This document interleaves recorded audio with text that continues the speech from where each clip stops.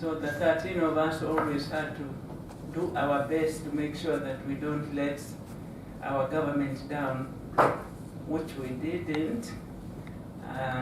Many of the girls in that class went out to do various things, like one was the first woman chief judge in the High Court of Kenya, and others did also other things. After my A-level, I trained as a prisons officer cadet. After the training, I worked for a little while in the prisons. Then it was time to go for my university. I went to the East African University then, called Makerere University in Uganda, where I did an honors degree in history. I had a lot of fun at Makerere. I represented my university in sports and games. I also happened to be Miss University. Now you can't see anything, but at that time I think they thought I was. After Makerere, I applied to Barclays Bank was doing management training for undergraduates. I applied 3 times, they turned me down, A, because I was a woman, 2, because I had done history and not finance or economics. On the fourth attempt, they agreed to take me, but on condition that I don't let them down. They were taking men, but they were not giving them those conditions of not letting them down. But anyway, they took me and they sent me to London for training and practically, and also to do the professional training at the London Institute of Bankers. I was there for a number of years. During my training, I fell in love and I got married. The bank wasn't very amused. They called me, they gave me warning that they thought they had employed a career woman and not a woman to get married. When I got my baby, they were more shocked than even before. They didn't know whether to continue with me or not, but they allowed me to continue. So when I finished my training, I was posted back to my country in Nairobi. The first branch I went to was not a very easy one. The manager there was treating staff with a lot of disrespect and contempt, and particularly women. His customer service, customer care wasn't also very good. So one time I plucked up courage and I asked him, I told him to change his way of looking after staff and customers. He didn't take it kindly. He thought I was being insubordinate, so he reported me. So I was transferred to another branch. In the new branch is when I really realized how discrimination on women was very strong. There were no women managers, so I said I was the first one. The women in the banks were either cashiers, diggers, or secretaries. I found this a bit difficult because I realized if anything happened to me, then that would be the end of it. There would be no other women managers. So I started a mentoring program to encourage women to study for professional qualifications. I used to share my notes from the London Institute. Whatever good books I read on self-development, like Peter Drucker, all those, I would share them, the notes, or share them with other women, but at the same time just encouraging them, telling them they could also become managers like me, provided they were determined to do so. So slowly we started seeing women getting qualifications, and as soon as they got qualifications, I would present their papers to the senior management and advocate for them so that they could also be considered for promotion. In 1972, we saw the first woman supervisor being promoted, and more came up as we continued to encourage them. At the same time, there were no women account holders in the bank. The few who were there had only accounts for receiving their salaries. So this again was disturbing. So what I did, I used to go out and encourage women to come. I asked the bank to have a children's account so that women could save through their children's account, and this worked. We started seeing more and more women coming in, saving through their children's accounts. I would also go to the markets and places where women were meeting.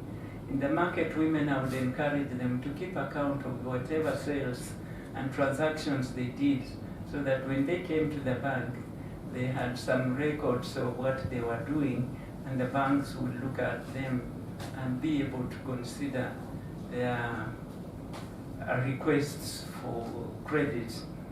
I would also explain to them the kind of questions the banks ask, like how much money do you want, for what purpose, how long are you going to, so that when they came in and they were discussing their requests with the banks would know, would understand, and they too would be able to answer their questions.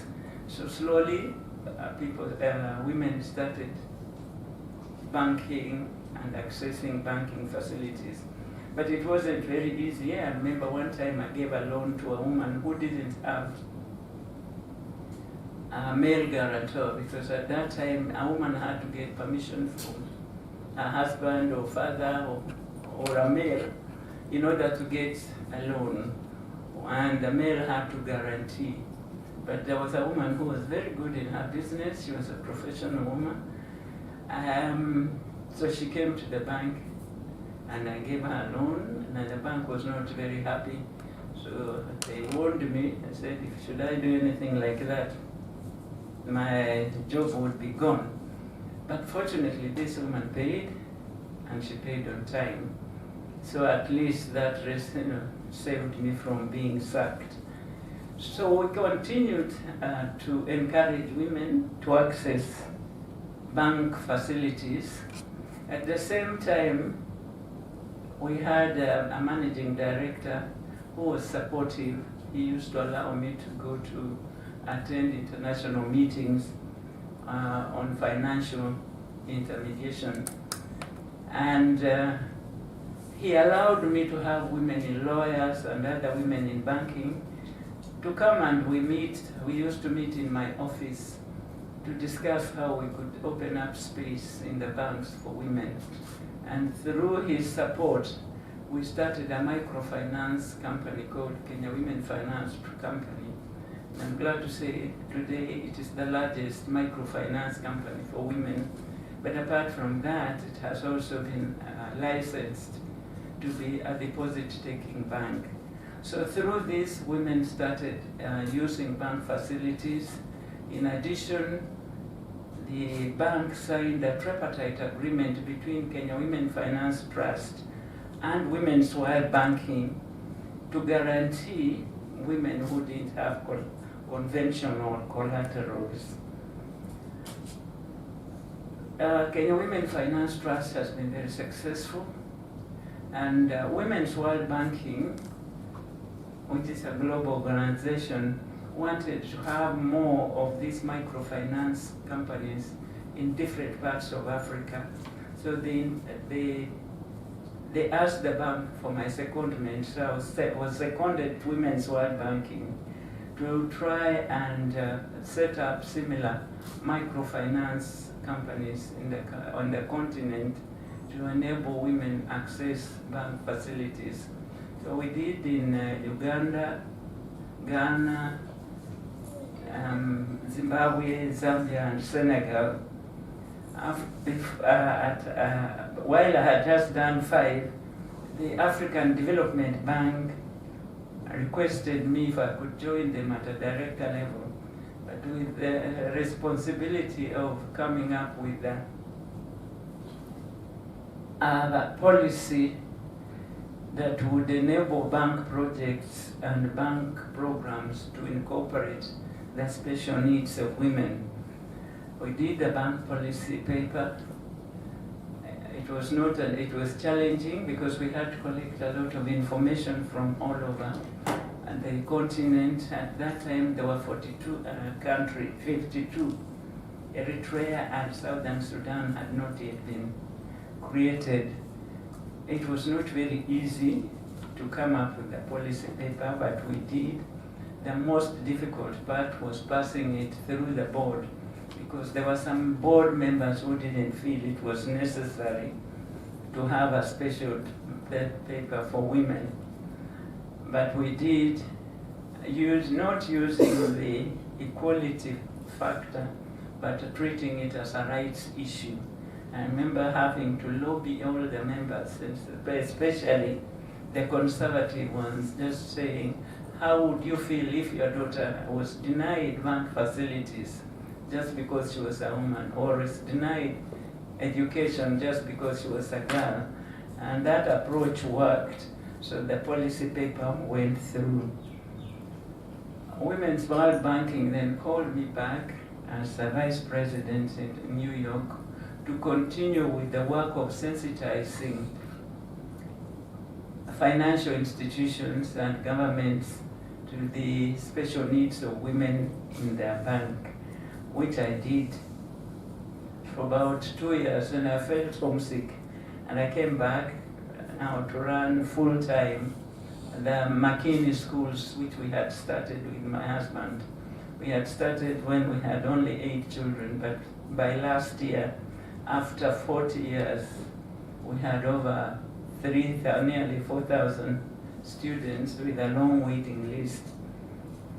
McKinney School was a leading school in Kenya. It's a leading school in Kenya. It is one of the top 100 middle-sized schools. It's won a lot of awards, both globally and locally. And we practiced affirmative action. We had 7 campuses, and of those 7 campuses, only one was headed by a man. The rest were headed by women. And we found that when women are given an opportunity and they are trained, they can deliver just as well as men. So in our situation, we had a lot of women leading the schools. Although the schools were successful, we also had a lot of challenges. For example, we borrowed money from the World Bank. At that time, we were starting the International Baccalaureate course. And so we built the school, the IB school, using World Bank money. The courses were good, but when we borrowed in dollars, thinking that we were going to get dollar income.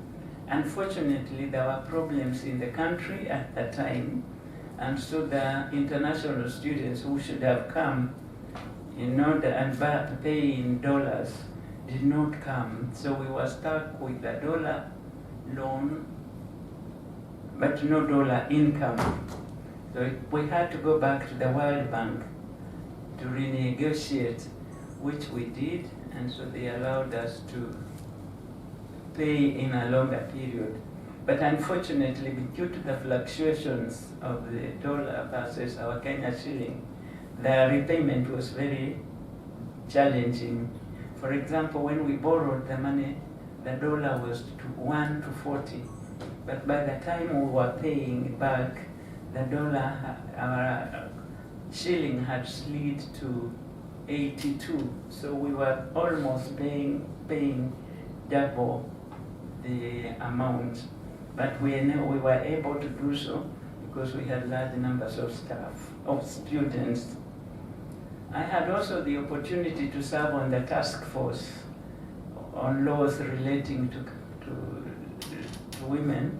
This was a government task force and I had the opportunity to chair the economic committee, specifically addressing laws, banking laws. Our recommendations were accepted by the government, and fortunately today there are no laws that prohibit women accessing banking facilities. Before that, we were governed by the Napoleonic laws, which treated women, lunatics, and minors in the same category. But today, those laws are not there. Even the Victorian laws, which prohibited women having owning properties. So today, as far as the laws and the regulations are concerned, we have an even playing ground. The task force was successful, and we were happy that we have no barriers as far as legal concerns are. But we noticed that having laws, removing barriers of laws and regulations is not enough. People have to be intentional in affirmative action in ensuring that women advance. One of the challenges I faced while running the school was the loss of my husband. My husband died in a mysterious car accident.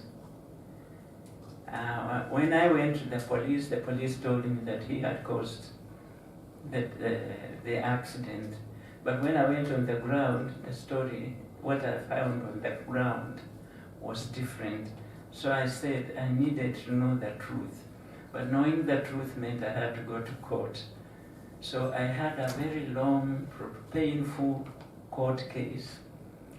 Fortunately, the truth came out that my husband had been killed and he hadn't been responsible for the accident. This was a long, not easy court, but it opened my eyes to the challenges widows face, the way they are exploited, the way they are excluded, the way they are impoverished. So from there, I have been challenged to start an organization for women, for widows, just to have a place where they can come, recover from the trauma they suffer when they lose their husbands, and also to have a place where they can feel empowered, challenging some of the practices that hold them back. That is my story in brief.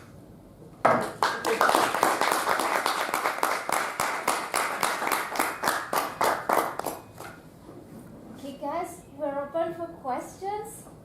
Any question? Dr. Okelo, thank you very much for speaking today. Your story is fascinating and really inspiring. Your story has shown an amazing shift from going from a culture of barriers being oppressed to women to these new opportunities that are being opened up, at least in legislature. But what we've seen in Africa with many case studies is that the cultural barriers that you spoke about at the end of it, that we still need to work through, are still very much present. And the cultural statement that women still don't have without being shown the opportunity, they do feel that they aren't still ready for it or aren't worthy yet. How do you think we can better empower women to take up affirmative action positions and take up leadership roles to increase gender equality and customer service in Africa? Well, I think you have to prepare them mentally, intellectually, and sometimes also physically. Mentally, you have to make them believe that they can hold those senior positions that are from which they are excluded. I mean, you can't take somebody from the kitchen and put her in the boardroom without the necessary preparation. So you need to equip them with the knowledge, with the information, and even with the dress code that they may need when you put them in a place of responsibility. And that is why I said we started a mentoring program in Barclays Bank to equip women with the necessary knowledge, information, so that they could take the responsibilities of management when they are well prepared. And I think this mentoring program has been very successful in Barclays Bank, because today Barclays Bank is the only bank which has had 50% of women on their board, as opposed to other banks. But other banks also are following suit. But the point I'm saying is you have to prepare people for their positions of responsibility. Men are lucky, they get some of this information from men's clubs. Because when you go to the golf club, perhaps you will meet a managing director there who will tell you things that will help you rise. But women don't have that. So it has to be an intentional policy and action to enable women to acquire the necessary skills to rise to higher positions. As a follow-up to that question, do you think that by implementing legislature into government, Pan-Africa, we look at putting in mandatory systems where the top 5% of companies at minimum have to include training procedures like what Barclays implemented to encourage women to join the workplace in higher, more senior positions? Do you think that would be effective? Yes, that is important, but there has to be commitment. Because I'll just give you an example. In my country, according to our constitution, there is a gender rule that 2/3 of senior positions, there should be no more than 2/3 of one gender. But when you go to institution, you still find it isn't. So there has to be commitment, and there has to be action to follow that commitment. In Barclays, we were lucky because we had a managing director who was committed and who was supporting. But when you don't have that, you don't always get the necessary result. Okay, Barclays also, today the managing director happens to be my nephew. So I keep reminding him that we have to have women there. So I think you just need commitment, action, and a critical mass of people who are also saying the same thing and doing the same thing.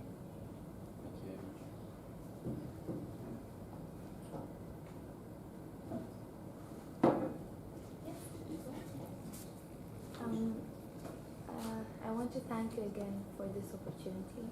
And my question is actually concerning the organizations that you've established.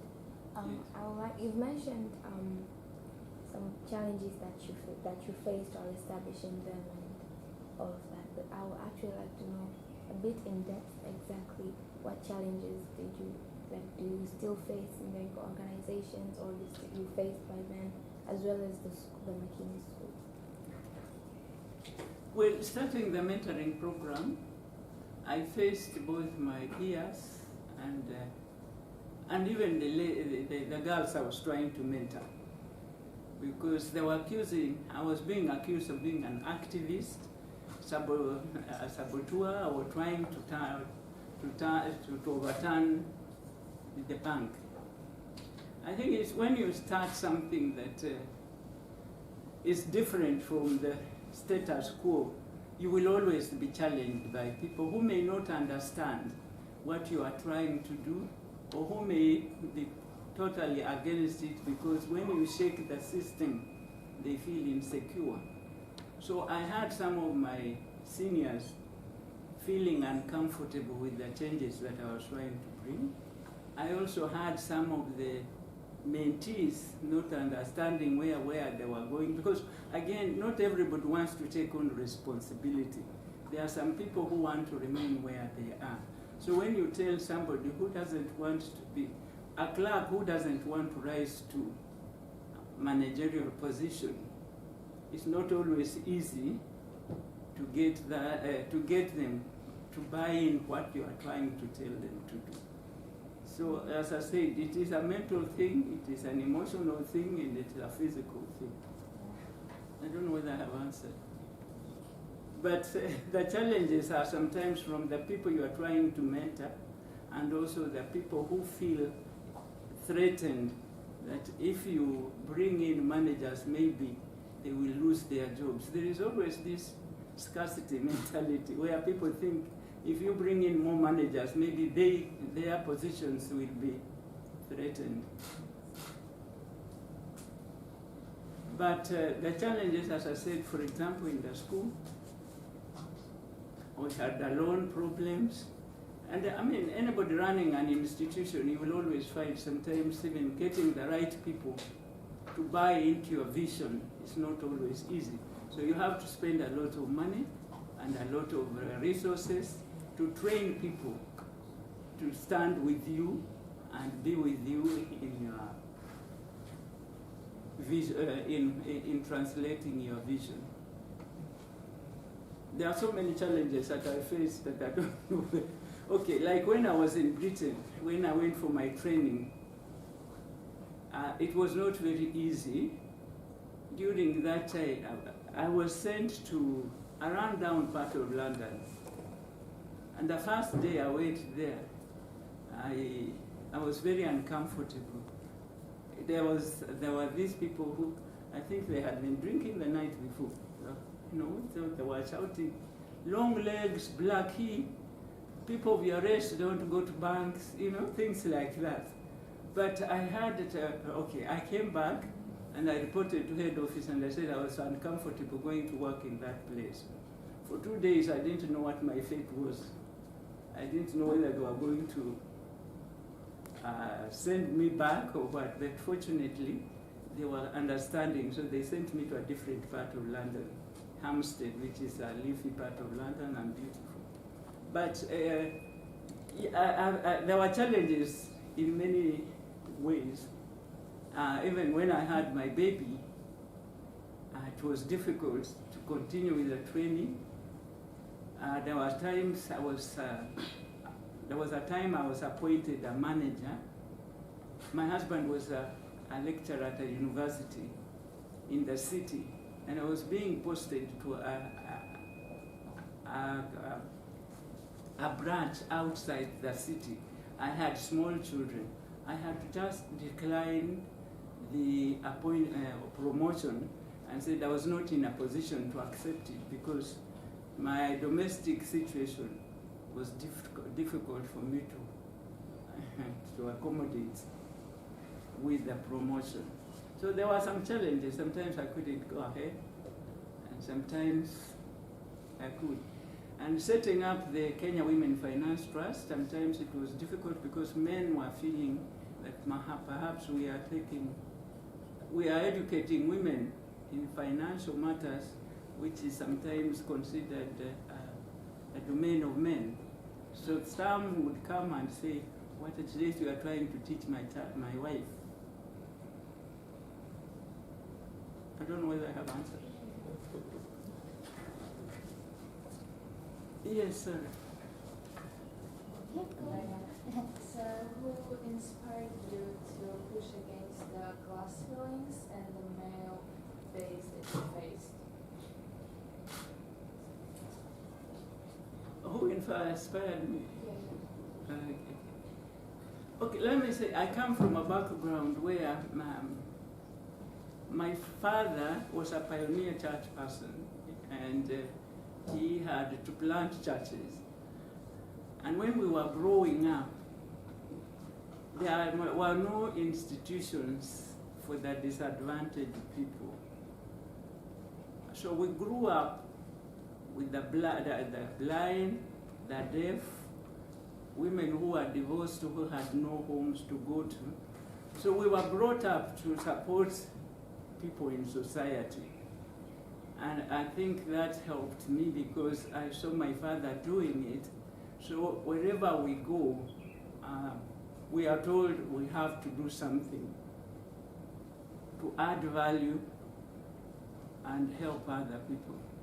I have a brother who was a minister for Home Affairs, and he brought a lot of transformation in the jails, in the prisons. So I think because we are we were brought up to do something to improve the quality of life, not just for ourselves, but for other people. I think that is maybe what had driven me.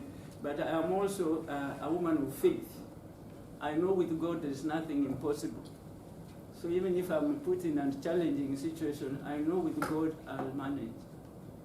So that keeps me going. I don't know whether I have answered your question. If not, you can ask again. That's good. We live in a progressive society, a society that is assumed as, changing towards women and with different attitudes. Yet you can see that there's a lot of crime and a lot of hatred towards women, a lot of these patriarchal views that are still going on. And I wanted to ask you, as a woman who fights for the cause of equality and justice, how do you actually manage to keep your chin up, like to face those challenges, despite having everyone telling you that you're a woman, that you can't do anything right? How did you manage to prove them wrong through all the hardships that you had? I think you have to remain focused on your course. You have to persevere. You have to, as I said, it is my faith that keeps me going. Because I know there is a higher power above me that I can tap into, that I can hold on to, and it will guide me, it will support me. But also, I have a network of people who also are in the same situation. I am here because of Her Excellency. So she's supporting me by bringing me here. So there are other people you discover as you go along. You can't go alone. You need support. There will be people who will be along the way who will support you. Like for me, I had the managing director of Barclays Bank who was supportive. He allowed me to start the Kenya Women Finance Trust in the bank. He allowed me to be the founding chair in the bank of that institution while I was still working for the bank. So I think you identify people who can support you, you identify a network, because there will also be so many people out there who are discouraging you by telling you it can't be done, it can't be done. But if you identify networks of people who can give you support, you will be able to deal with some of these challenges, not feeling you are alone. Thank you very much. Yes. So that's a question now. In the developing society that we're talking about now, we look at Africa and its development, and it's growing at a very rapid but also fluctuating rate, and in different areas, more or less. You've got Kenya, Mauritius, South Africa, three of the strongest economical powerhouses of the continent that are growing at quite a steady rate in an influx within that steady rate. There is continuous development, and with that general development, there is also more equality coming into the process. But I think from what we learn here and what we see in the news, Africa seems to be in duality of deciding whether to develop for Africa or to develop for outside of Africa. If you're talking about northern African countries developing more toward the Middle East and encouraging business from that degree, or developing for the West, or developing for Far East Asia, or developing for in-house, making African solutions for African everyday living and improving Africa within itself. Which do you think is going to be the prominent path for development in Africa, specifically for creating a general quality? Maybe I should ask Her Excellency to respond to that, because she is at the level.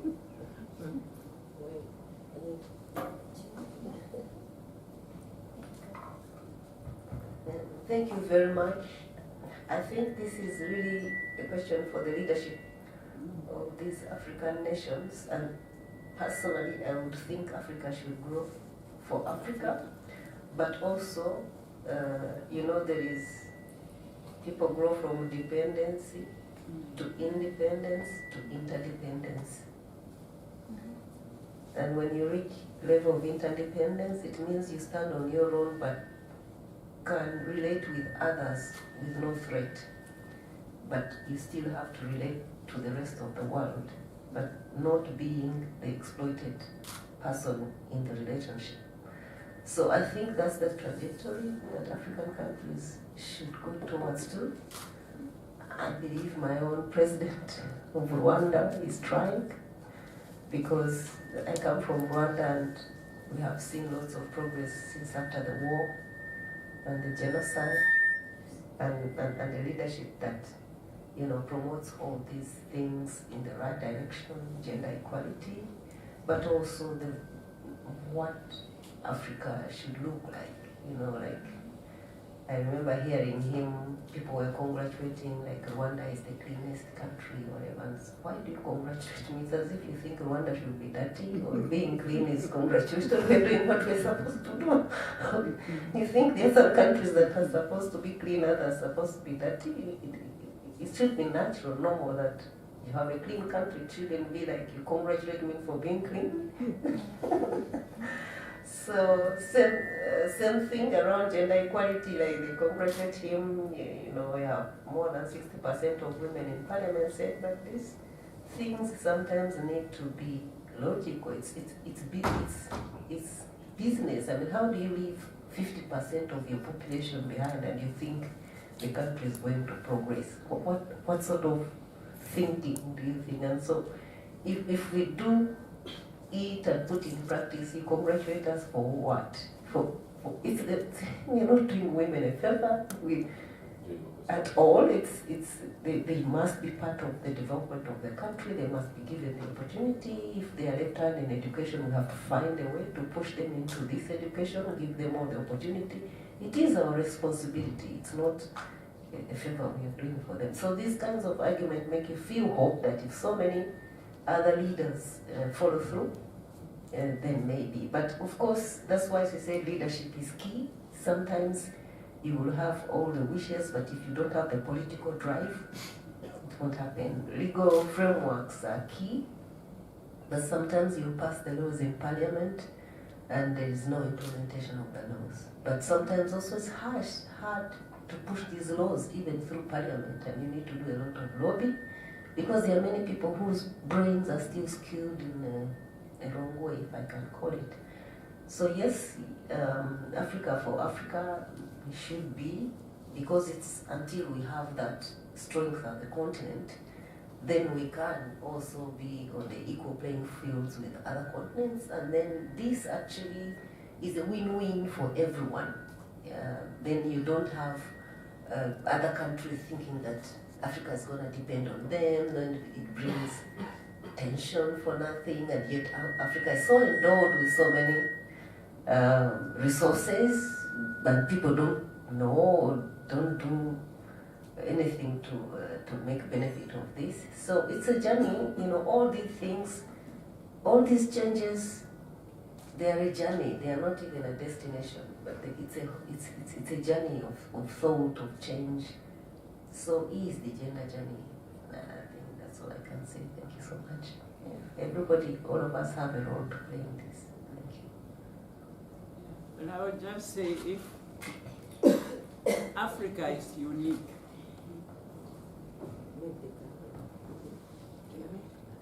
Africa is unique, and if we can develop our uniqueness and develop the African way, because right now we are trapped in a situation whereby we are running in other people's shoes.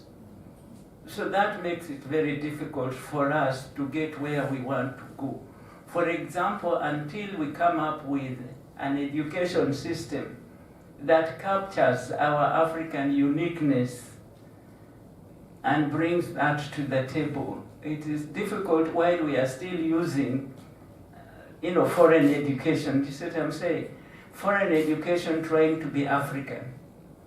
So there are many things, as she has said, that we need to address before we can say, are we having an African type of development or what? Because there is so much clutter and interference and so many things coming in from outside that even remaining focused is becoming a problem. But maybe even outsiders could also come in and assist Africa to remain focused on an African type, rather than bombarding Africa with so many different systems that are not African. So it's like we are grafting some things which do not hold. And that creates a lot of confusion. We are still holding on to things which were brought to maintain a colonial system. Now, if you are free and still using the colonial systems, you can't move. So we really have to first decolonize our minds before we can even move forward. And I don't know whether we are addressing that enough. Until we decolonize our thinking and start thinking differently, we are still, as I said, running in other people's shoes. Did I answer?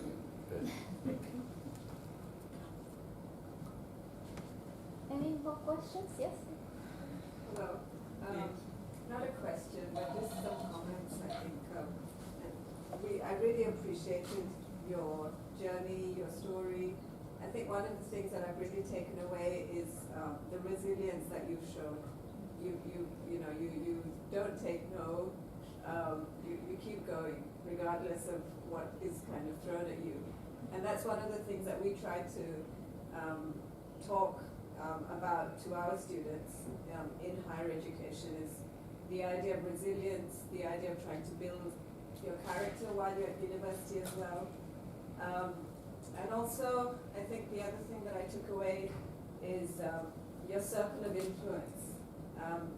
You didn't just keep it like one layer, you kind of took it so that your mentors also then become mentees, and that the circle grows. And I think that is an amazing journey and an amazing story. But if you could just focus a little bit on the school that you talked about. Can you tell a little more about the school? Yeah, well, we started our school in 1978. At that particular time, the education in the public sector was going down. Our population was growing at 5% per annum. The middle class was coming up. And the public schools had very high numbers of children, the ratio to the teachers. So the middle class were looking for alternative ways of getting quality education. So we started our school more or less to address that, so that we could, pupils were slower, we could do quality, and we could address the coming. And it was also good business because the middle class was coming up. So finding children was no problem. And I don't know if I should say this, but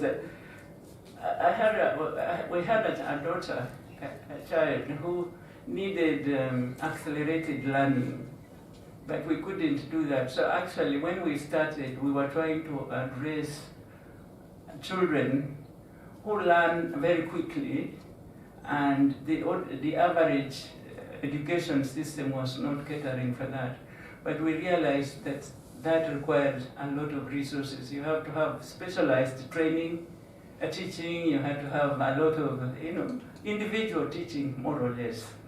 So we didn't follow that, go that way, but within even the school, we have always tried to address special needs of these children. If you are very slow, it's okay, people know. But when you are very bright, sometimes you are disadvantaged because even teachers get frustrated with you because you are going at a faster rate and everybody else is. So we were trying to set up something for those kind of children. But the demand was so high that we just went average. But within the school, we also tried to cater for special needs. And what else did you ask? Sorry. No, that was, I wanted some more about the school that you had established and the success story of the school. And you you addressed one of the things was the student-teacher ratio. I mean, we started our MA education cohort about 3 weeks ago, and I asked everybody, what do you want to see changed? And out of about 15 teachers, more than, about 10 said the student-teacher ratio is one of the things that is a problem in schools in Mauritius. Yes, and also we wanted to pay attention, just identifying children's different talents and nurturing them within the same system.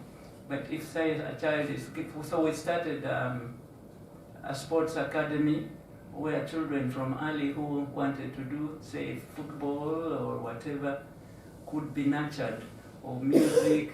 So even within the larger school, we also had special places for gifted children who wanted to pursue their gifts, or whose gifts needed to be nurtured. And we did that quite successfully. And we continue to do so. Yes. Schools are recognized by some universities. Yes, we have been a case study at Columbia University in New York as a success story. Also, Harvard University have our story for the MBA students. We have just done a few things that go for individual attending. The schools tend to treat everybody as average, and yet each one of us have different talents and gifts. So what our school has always been very good at is trying to identify those talents that each child has, and encouraging and nurturing those talents so that they come out. That is fine, so I agree with you. Could we have those resources? Do you have a link to the case studies that you talked about? Yes, if you Columbia University has been there for a long time, but I can send you. Please, if you don't mind. Yes. It's my field, I'd like that. Okay. Yeah. Thank you very much. Thank you. Yes. We've got 2 more questions. Yes, please go ahead. Hello, Dr. Mary. Thank you so much for your story. It's very empowering. I just had one question, and my question was, what advice would you give to young girls pursuing leadership roles in our world today? Young girls? What advice would you give to young girls who are pursuing leadership roles in our society today? Well, to keep learning, developing yourselves, finding networks and mentors who can assist you, and also cultivating men who can also support you. But don't depend on men to support you. They have also their journey to make. And they are too busy fighting their own battles to stop and wait for you. But along their fights, if you can manage to tap into their support, do so. But for me, I know that we can't wait for men to prop us up. So we have to do ourselves. Continuously learn from those who have been there, cultivate inner strength, because you will depend a lot on yourself. So be strong, and wherever you can, support other women. Because as you mentor somebody, you are also mentoring yourself. So that will also enrich you. But continue. It is a struggle. It's not an end. As you said, it is a destination. So keep going. Keep going. You will find many obstacles, but you find a way around those obstacles and keep going. Remain focused, remain persistent, and support others if you can. Because the more you support, the more you're supporting yourself. Today, if I go to any Barclays Bank branch in my country, I get VIP treatment. Even people who are not there, but they will say, "Oh, you opened doors for us. We give you good service." So, the more you serve other people, the better for you. One last question. My question will base on the education sector. I have to say I'm personally impressed with the way you've managed to change the education sector in your country, in Kenya. And I've asked about the Makini School scores. When I read the email, they noted out that Makini School, you're the step as in the owner. And I asked the Kenyan students here, and they say it's a very good school. And one thing I personally want, as in it's my dream, is to change the education sector in my country.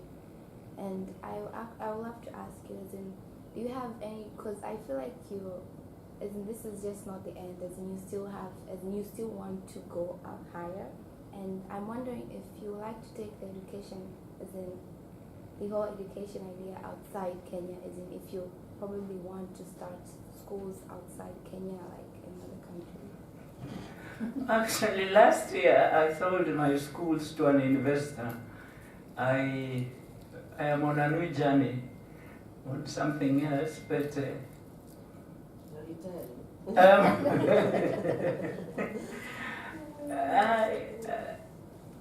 yes, I think the new investors who bought my schools are in different. They are in Zambia, I think, and Uganda. Which is your country? Tanzania. In fact, they were trying to buy a school in Tanzania, and we sold our school on condition that they continue with the values of the school. So I'll find out if they are in Tanzania, and maybe we will have the same value system there. Okay, well, guys, no more question? No? Okay. Dr. Okelo, thank you so much. I think I joined Sweta when she said that you have, shown. I mean, it's been inspiring. I'm sure the students who have been present today have enjoyed the talk, but also have learned so much from your experience. So thank you so much for your time.